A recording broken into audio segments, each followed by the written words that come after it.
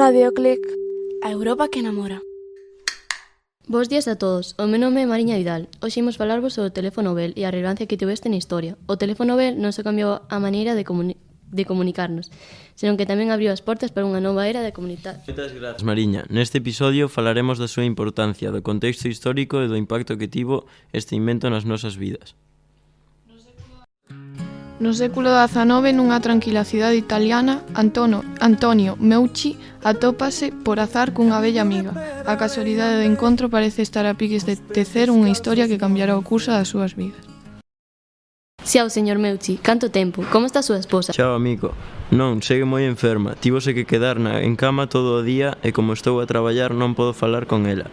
Sempre que veño ao traballo estou moi preocupado.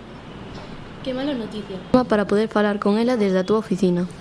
Xa teño unha idea en mente. Na miña viaxe tiven que tratar a uns pacientes con pequenos shocks. Ao conectarlles un fío de cobre na boca e ir á sala da beira, ao enchufar o aparello puiden escoitar os berros de dor do meu paciente. Aí deime conta de que a voz se pode propagar mediante o impulso eléctrico. Realmente é unha boa idea, pero esas maletas onde vai baixar agora? Voume mudar a unha cidade próxima a New York. Alí montarei unha fábrica de vela e co diñeiro que gañe podrei perfeccionar o meu proxecto para falar coa miña muller. Oxalá lle vaya moi ben. Espero que podamos volver a vernos máis adiante. 6 longos anos transcorreron desde aquel momento cheos de cambios, de avances e de soños por cumplir.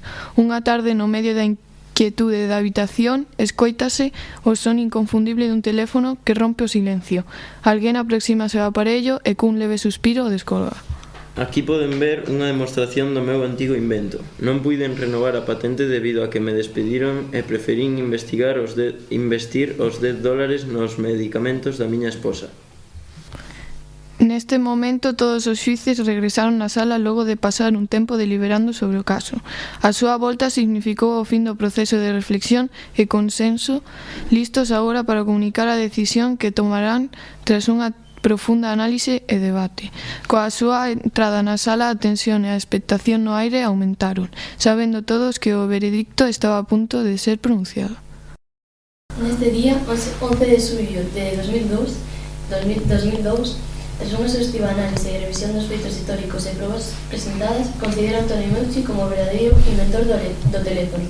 En consecuencia, anula esta patente outorgada a Alexander Graham, recoñecendo o esforzo de ingenuidade de Meucci na creación de este revolucionario dispositivo. A xustiza finalmente fai honra á verdade.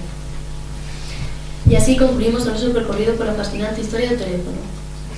Un invento que cambiou para sempre a forma en que nos comunicamos, desde as primeiras ideas de Alexander ata a revolución que supuso no século XIX.